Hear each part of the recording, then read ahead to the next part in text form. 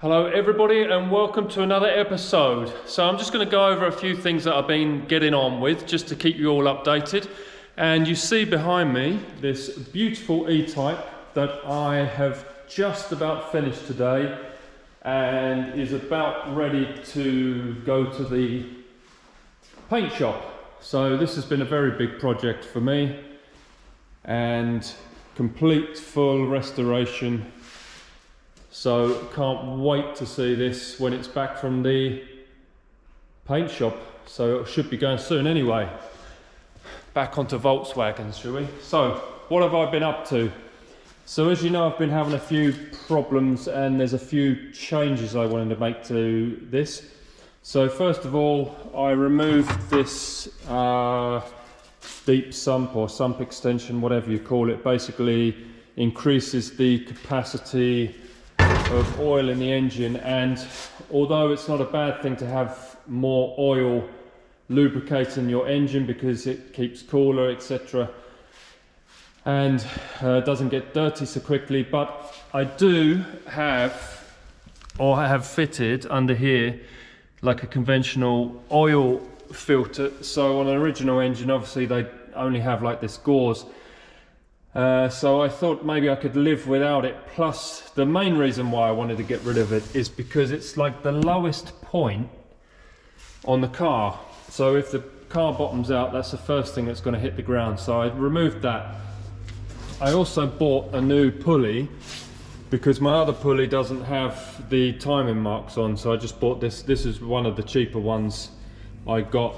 But the problem is this is actually thicker than the one I did have. And it actually was fouling on these nuts here that hold this cover on. I have this CSP cover for the full flow oil filter. So it was actually squeezing between the plate cover that goes here, the tinware, and I thought the engine had seized at first, and I I texted my friend Yanni like, what's going on? Because it wasn't running right either before I took the carbs off, and then I rebuilt the carbs, tried to start it up or turn it over, and it had seized up. So it was just that pinch in there. Just got back from picking these bad boys up. Check these out. These are awesome. Yanni saw them advertised on a forum and knew that I was looking for something like this. And so they're only 20 minutes away and they are unused. I think the guy said he had had them for about 4 years and never used them. It comes with one seat rail, but I think I'm just going to make some bases for them, like fixed bases, and they're going to suit this perfectly because these seats they're originals from standard, and they're so slippery that whenever I go around the corner I always almost slip off the side. So I'm super happy with these. These are going to look great. So it's the next day, and the next thing I'm going to do is take the engine out because I want to investigate this oil leak that I have. So what makes life a lot easier on this car is that the rear valance is removable with just 4 bolts. It wasn't done by me, it was done by the previous owner. So these have been, these nuts have been added here, and yeah, it comes off really easy, so that's good. So what I'll do now is I'll take the bumper off and put the car on stands, lift it up a bit, and then I don't have the car on the lift like when I removed the engine in the 65, but don't really need it here now on this one with the removable rear valance. So I'm going to use this trolley like I did with my 65, and we should have this out in no time. So here we go. Right, I have jacked the car up quite nice and high, removed the rear wheels, and checklist for engine removal. If you haven't seen my previous video, I actually did a how to remove engine in another video, so I'm just skipping over this for now. But always good to check when you are removing the engine is that you have disconnected the accelerator cable you have disconnected all the wiring and anything else that can catch. I have removed the 4 bolts that hold the engine to the gearbox. I also removed the intake manifolds because they come out at an angle like this and will foul on this. So now with this rear valance removed, it should nicely just slide out. I also removed, this is the oil filter that tucks up here and connects to the mount where the rear bumper does. So I think it's about ready to shimmy this bad boy out.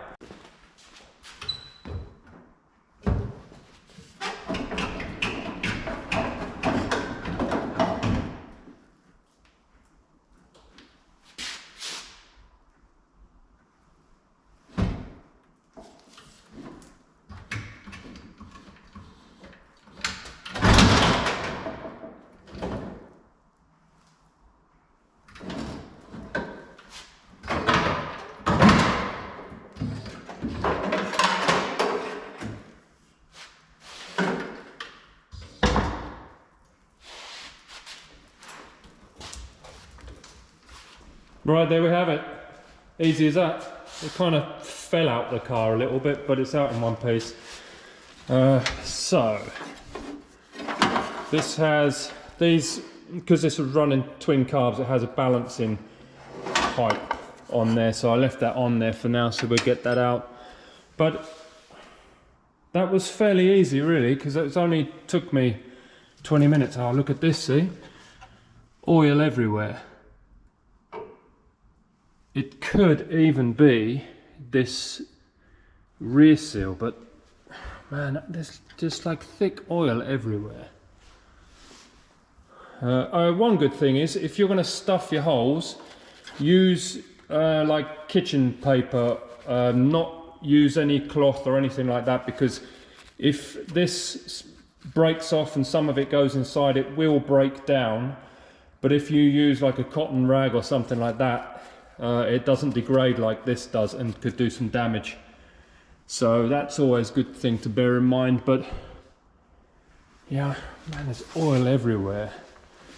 It's really odd because I've already taken this engine out once because of the oil leak, and I changed the oil cooler for a brand new one, and I changed all 4 seals to top quality ones because of the area where the oil is coming from. It seemed obvious that it was the oil cooler, because it's on this side where the oil cooler is, and it was leaking from top to bottom where the oil cooler is. So unless it's the case joint that's leaking, I mean, well, we'll have to dismantle it and take a look, won't we? I mean, if we look around the back here, the top of the engine is absolutely saturated. So I would be very surprised if it was anything other than the oil cooler seals. Because also behind the clutch, oh, there is wet there, actually. And if you look at the bottom here, absolutely saturated. Nasty. Well, I'm going to have to take the clutch off anyway, because if it's contaminated with oil, it could cause problems. But it's quite frustrating, because when I built this engine, it was really nice, tidy, fresh paint. And now look at it. After it was about this time last year, I think I finished building it and fitted it to the car. So I haven't actually done that many miles in it, but yeah, there's oil everywhere.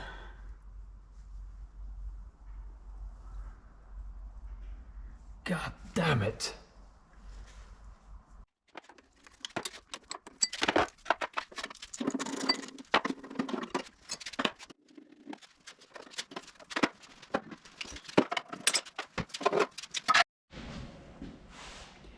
After removing more of the tinware, you can clearly see that directly below the oil cooler,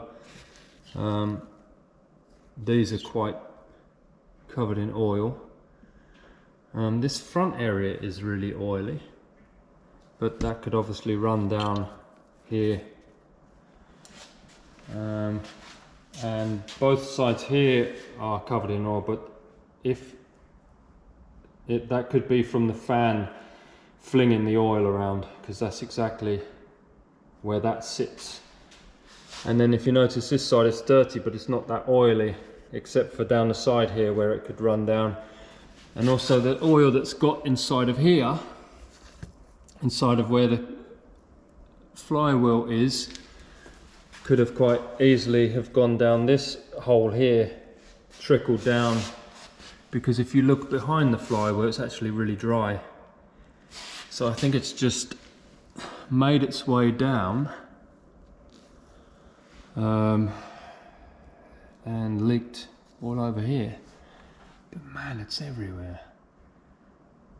It's really annoying.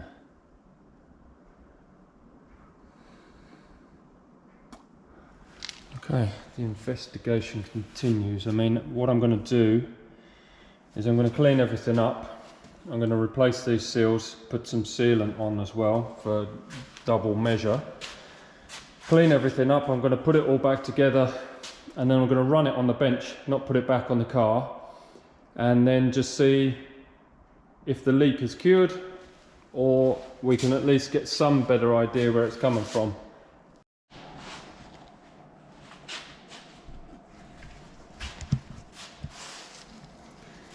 Okay, a little bit more investigation. I don't know if you can see down inside that hole here, but there's a bolt that runs through. You see that nut on the end. That bolt runs through, and below that there's oil sitting on top of there. So that needs to be investigated. Second thoughts, I'm going to remove the flywheel, because if I clean everything up, it might disguise if there is a leak behind here.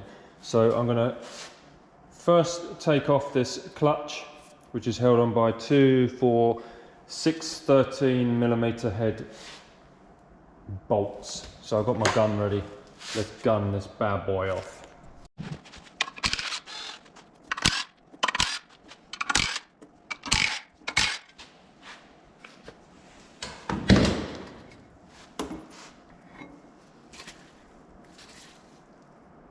So this is actually nice and dry, you see that? And the clutch itself is also nice and dry, so that's good news.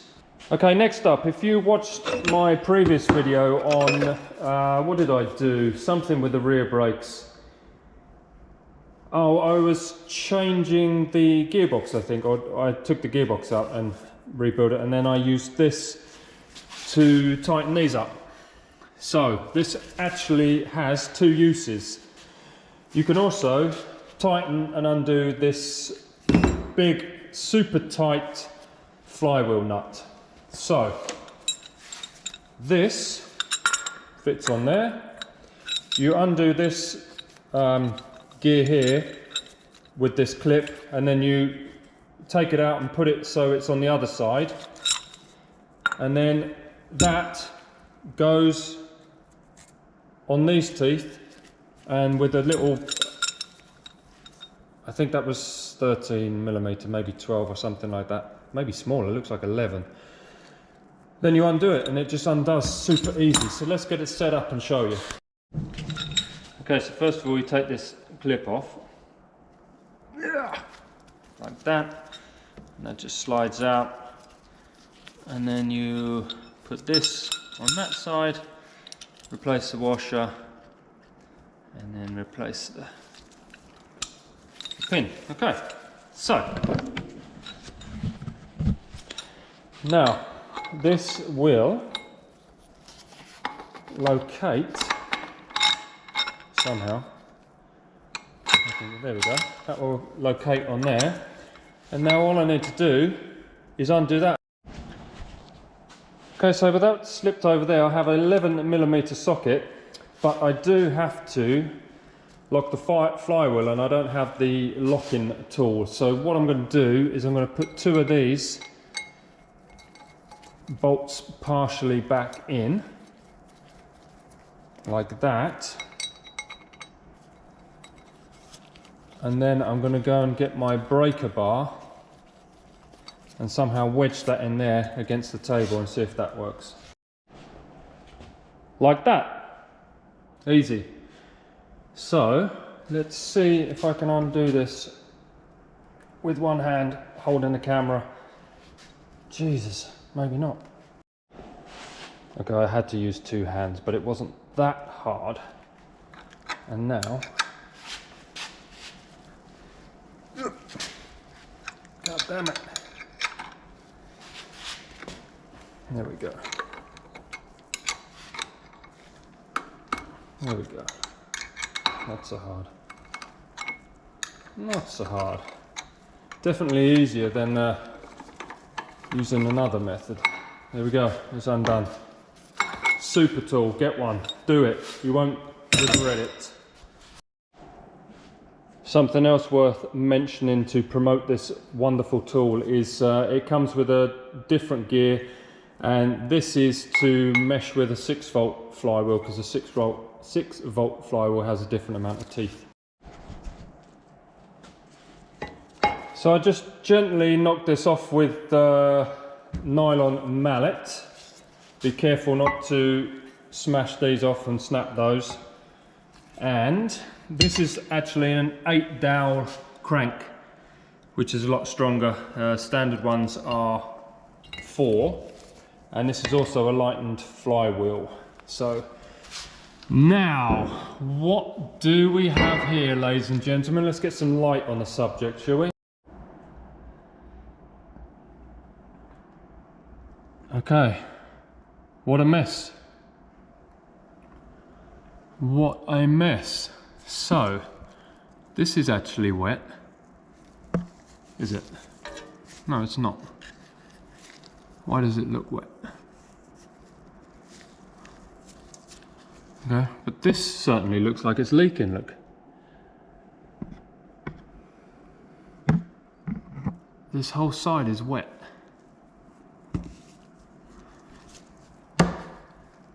This whole side is wet. Top of this seal is dry, the bottom is really wet, so I'm suspecting that I need to change that. I was thinking that maybe this core plug had been leaking, but it's hard to say, because if this has been leaking down on top of that. But why is it wet only this side? Because I wouldn't think oil from the oil cooler would come in here this side. So maybe the flywheel is just, I don't know. That's a bit odd that this is so wet. Okay, well I'll have to order a new seal as well then. Next up, I'm going to take this oil cooler off. I just undid this nut here, it's just held on by 3 onto the main case, and there is 2 under here. So I'll just take those 2 off and get this off. Okay, ready to lift off, let's have a look.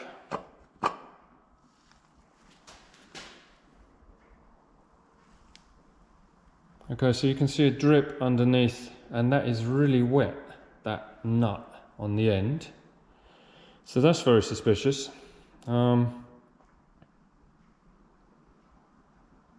The seal on the left looks wet around the edge where it should be dry. So I'm suspecting which would have been that one. So let's get a light. Yeah, so maybe you can see a little bit better with the light on because it shines. Yeah, I think that left one has been leaking. So we have more than one leak, I think. So I'll have to get some new seals for that as well. Okay, the investigation continues. But that's enough for today. I'm going to clean up and then continue tomorrow.